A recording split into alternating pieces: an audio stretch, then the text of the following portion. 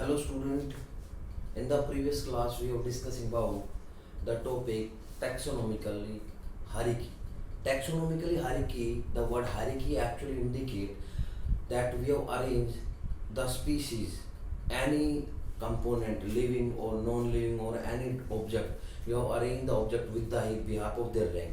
हम किसी भी चीज़ को इन्वायरमेंट में जब एक उसको आप एक अप्रोप्रिएट रैंक के बिहाफ पे एक अप्रोप्रिएट करेक्टरिस्टिक्स के बिहाफ पे अरेंज करते हैं तो in that condition we biologically we have used the word hierarchy. तो टैक्सोनॉमिकली हायरार्की मैंने कल डिस्कस किया था.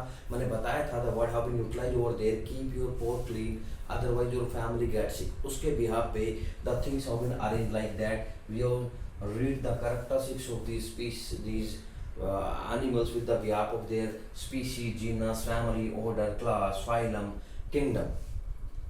अब देखिए बेटा यहाँ पे क्या मतलब होता है और किस तरह से वर्कआउट करते हैं. तो सबसे पहले when we are discussing about the species, सबसे पहले बेटा जब हम स्पीशीज की बात करते हैं तो देखिए यहाँ पे लोअर मोस्ट पार्ट है. एक चीज जो आपको ध्यान रखनी वो क्या है कि जैसे ही हम नीचे से यानी स्पीशीज से ऊपर की तरफ किंगडम की तरफ जाते हैं तो जो करेक्टरिस्टिक्स होते हैं बेटा वो मोर डिफरेंशिएट मोर सेपरेट आउट होते चले जाते हैं.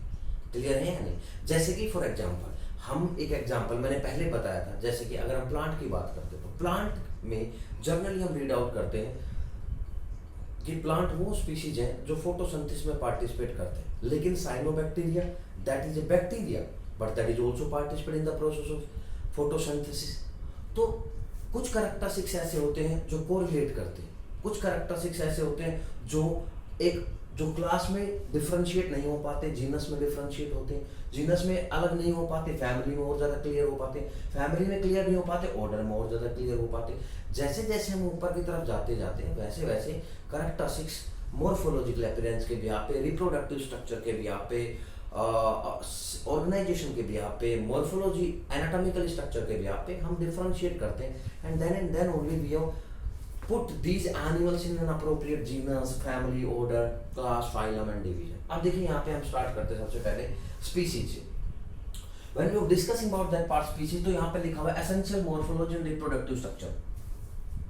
यानी स्पीसीज की जब हम बात करते हैं तो स्पीसीज में वो एनिमल्स हम काउंट करते हैं जो मॉर्फोलॉजिकली बेटा सिमिलर होते हैं. मॉर्फोलॉजी का मतलब होता है आउटर अपीयरेंस. जिन एनिमल्स का outer appearance morphological structure same होता है उनको हम स्पीसीज में काउंट करते हैं. और स्पीसीज हमेशा क्या होता है? स्पीसीज हमेशा बेटा इंडिविजुअल की होती है या फिर ऑर्गेनाइजेशन और ग्रुप ऑफ इंडिविजुअल, या तो इंडिविजुअल है या तो ग्रुप ऑफ इंडिविजुअल है. तो we have discussing about the species that we have mainly counted in group of individuals और population of an appropriate animals that is called the species. तो जब हम पॉपुलेशन किसी भी एनिमल्स की बात करते हैं तो यहाँ पे स्पीसीज का मतलब ये होता है कि बहुत सी ऐसी स्पीसीज होती हैं जिनकी मॉर्फोलॉजिकली अपीयरेंस क्या होती है बेटा? सेम होती है. मॉर्फोलॉजिकली कैरेक्टरिस्टिक्स सेम होते हैं और उसके बिहाफ पे मॉर्फोलॉजिकली अपीयरेंस सेम होते हैं, कैरेक्टरिस्टिक्स बिहाफ सेम होते हैं and behalf of that part they are also participate in the process of reproductive system. यानी कुछ ऐसे स्पीसीज होते हैं, एनिमल्स होते हैं जो जिनके मॉर्फोलॉजिकल अपीयरेंस सेम होते हैं and they are also participate in the process of interbreeding. मतलब ये एक दूसरे के साथ रिप्रोडक्शन में भी पार्टिसिपेट करते हैं. तो दिस टाइप ऑफ स्पीसीज और living organism we are mainly counted in the species बेटा. Second part that is called the genus. अब नेक्स्ट पार्ट जब हम जीनस को डिस्कस करते हैं तो देखिए इवॉल्व फ्रॉम कॉमन एंसेस्टर. ये इंपॉर्टेंट चीज जो आपको याद रखनी जीनस में, evolve from common ancestor. Ancestor का मतलब हम क्या होते हैं हमारे, when we use the word ancestor, ancestor का मतलब क्या होता है बेटा? एंसेस्टर का मतलब होता है कि हमारे जो पूर्वज को बोलते हैं एंसेस्टर. वैसे एंसेस्टर जो है ये एक वर्ड है बायोलॉजिकली. इस वर्ड का मतलब होता है बहुत पुराना, सबसे पुराना एंसेस्टर बोलते हैं उसको. तो इवॉल्व फ्रॉम कॉमन एंसेस्टर यानी कुछ ऐसी स्पीशीज होती हैं जिनके जो एंसेस्टर होते हैं वो कॉमन होते हैं लेकिन उनके जो कैरेक्टरिस्टिक्स होते हैं दिखने में जो होते हैं वो अलग दिखते हैं. मतलब मॉर्फोलॉजी उनके अलग मिलेगी लेकिन उनके एंसेस्टर जो है ना, मतलब वो तीनों चीज, जैसे तीन एनिमल्स हैं तीनों के स्ट्रक्चर अलग है, उनके देखने में अलग है, उनकी स्पीड अलग है, उनकी मसल्स की पावर अलग है, उनकी एक कैरेक्टरिस्टिक्स है जो चढ़ते हैं पेड़ पे, एक कैरेक्टरिस्टिक्स एनिमल्स का जो पेड़ पे नहीं चढ़ सकते। मतलब morphological appearance have been different but they are comes from the common ancestor, उनके पूर्वज सेम है। कहने का मतलब ये है, जैसे कि हम 3 एग्जांपल लेते हैं बेटा। एक होता है पैंथेरा टिग्रिस, एक होता है पैंथेरा लियो, और एक होता है पैंथेरा पैराडस। अभी 3 है। अब देखिए इसमें एक कॉमन है, पैंथेरा पैंथेरा पैंथेरा। या पैंथेरा जो है ये जीनस है। अब देखिए इसमें जीनस तीनों सेम है, यानी टाइगर में टिग्रिस का मतलब यहाँ पे टाइगर बेटा, लियो का मतलब है लियोपार्ड, और यहाँ पे पैराडस का मतलब होता है लायन। तो ये 3 जीनस है, 3 एनिमल्स है जिसका जीनस सेम है, Panthera tigris, Panthera leo, Panthera pardus. Same है तीनों, पैंथेरा पैंथेरा पैंथेरा, लेकिन स्पीसीज इनकी अलग है। स्पीसीज अलग है, जैसे इसकी स्पीसीज है टिग्रिस, इसकी लियो, इसकी पैराडस। स्पीसीज अलग है पर जीनस सेम है, इसीलिए that have been counted an appropriate characteristics, an appropriate genus में काउंट किया जाता है इनको। और कॉमन एंसेस्टर है पैंथेरा, तीनों में वर्ड सेम है तो जीनस सेम है, लेकिन इनकी मॉर्फोलॉजिकली कैरेक्टरिस्टिक्स अलग है। जैसे कि अलग, अगर हम टाइगर की बात करते हैं और लेपर्ड की बात करते हैं, लायन की बात करते हैं, तो आपको सबको पता है जो लेपर्ड होते हैं जिसको चीता बोलते हैं हिंदी में, तो जो लेपर्ड होते हैं ये पेड़ पे चढ़ जाते हैं, ये पेड़ पे इजीली चढ़ सकते हैं, लेकिन टाइगर नहीं चढ़ सकते, लायन नहीं चढ़ सकते। जबकि कैरेक्टरिस्टिक्स तो एक होनी चाहिए भाई, अगर एंसेस्टर कॉमन है, जीनस सेम है, तो कैरेक्टर सेम होनी चाहिए, लेकिन कैरेक्टर देखो कितने अलग है। ये पेड़ पे चढ़ सकते हैं इजीली, कैट के जैसे, बिल्ली की तरह, लेकिन ये पेड़ पे नहीं चढ़ सकते। जबकि इनके भी वही 4 लिम्स है, in that limbs are also contain the nails, उनके भी सब कुछ है, लेकिन ये नहीं चढ़ सकते और ये पेड़ पे चढ़ सकते हैं। So that is the differential behalf of their morphologically, behalf of their genus, we have arranged the species, we have arranged the organism, that is called the genus। समझ में आ गया होगा आपको जीनस का यहाँ मतलब क्या है। जीनस का मतलब है कि जीनस जिसकी सेम होती है, इसका मतलब ये नहीं कि वो कैरेक्टरिस्टिक्स, वो एनिमल्स दिखने में सेम होंगे, नहीं, उनके कैरेक्टरिस्टिक्स अलग हो सकते हैं। तो that behalf of that genus we have identified the species more। next is the family। family में क्या आ गया बेटा, more related genera। more related genera का मतलब क्या हुआ, जिसमें जीनस जो होते हैं वो बहुत ज्यादा रिलेट करते हैं, लेकिन उनके कैरेक्टरिस्टिक्स बहुत अलग होते हैं सबके।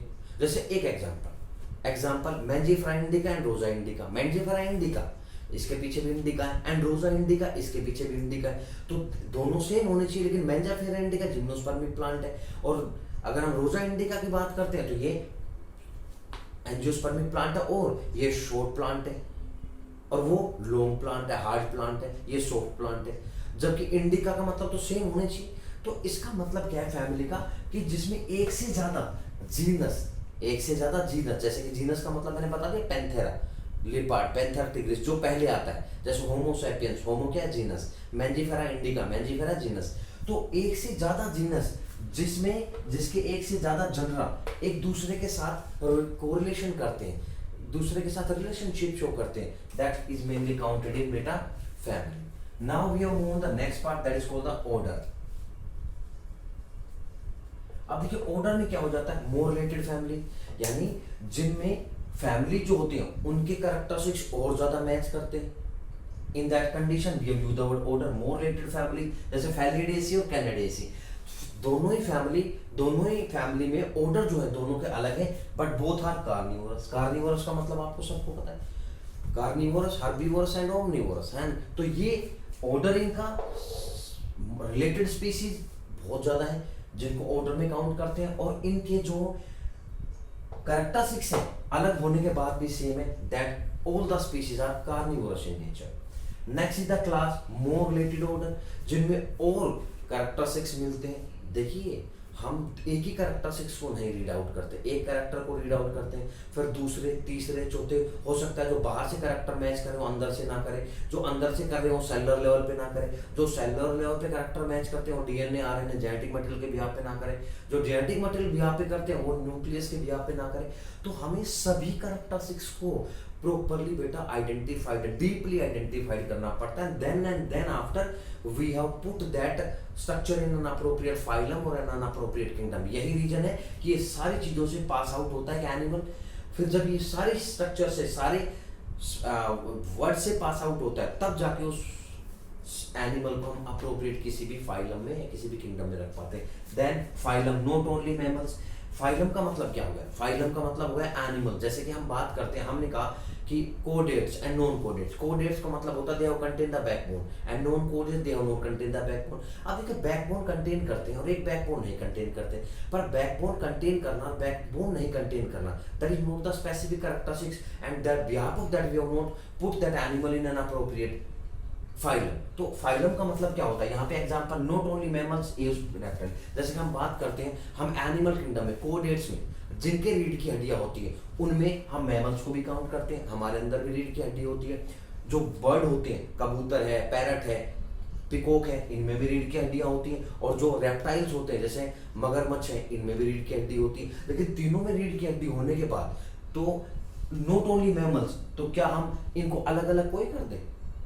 इनके कैरेक्टर अलग है। मैमल्स रीढ़ की हड्डी होती है लेकिन ये यंग वंस बच्चे प्रोड्यूस करते हैं, लेकिन एव्स रेप्टाइल्स ये बैकबोन कंटेन करते हैं पर ये एग देते हैं। तो क्या सिर्फ बैकबोन के बिहाफ पे हम डिफरेंशिएट करें? नहीं। तो characteristics is more related in phylum. Then kingdom, division plant के लिए आ जाता है। फाइनली बेटा किंगडम, फाइनली क्या आ गया? किंगडम। किंगडम का मतलब क्या होता है? More related phylum is called the kingdom. Kingdom का मतलब क्या होता है कि किंगडम जो होता है वो लास्ट वर्ड है that indicate an appropriate characteristics and appropriate morphologically, genetically, phylogenetic, cytotaxonomy, all the taxonomically classification. When we have read out in an appropriate living organism, then and then after we have put these living organism in an appropriate kingdom. Clear? जैसे कि अगर हम बात करते तो 5 तरह के kingdom mainly distributed in वाली environment. One is the kingdom Monera बेटा, then kingdom Fungi, then kingdom Plantae, then kingdom Animalia, and then kingdom Protista. So these are the 5 kingdom. These are the 5 kingdom beta, kingdom Monera, Protista, Fungi, Plantae and Animalia. So these are the 5 kingdom और इन्हीं सारे kingdom में पूरी सृष्टि है, पूरा word है, पूरे word में जो भी लिविंग कंपोनेंट है, जमीन के नीचे, जमीन के ऊपर, एयर में, सोइल में, कहीं पे भी बैक्टीरिया, वायरस, प्रोटोजोआ, फंजाई, कोई भी, that all have been counted in the kingdom, these 5 kingdom classification। लेकिन कुछ एक्सेप्शन है, जैसे लाइकन्स एक एक्सेप्शनल केस है, वायरस एक्सेप्शनल केस है। तो ये कुछ एक्सेप्शनल केस है जब हम रीड आउट करेंगे second chapter in biologically classification, we have more elaborate these structures and the function of these structures बेटा। So today we are discussing about the taxonomically hierarchy, in that case species, genus, family, order, class, phylum, division and kingdom. So behalf of these basic characteristics feature we have separate out the living organism and then after we have put the living organism in an appropriate kingdom, and that's why the word is utilized over there, that's called the hierarchy। hierarchy का मतलब होता है characteristics के behalf पे appropriate morphologically, genetically characteristics के behalf पे हम species को एक अप्रोप्रिएट किंगडम में रख पाते हैं। And that's why the taxonomy, the binomial nomenclature, the identification, characterization, phylogenetics, cytotaxonomy, these all are the structures, these all are the words they play very important role for identification of these characters in the living organism beta। Thank you so much।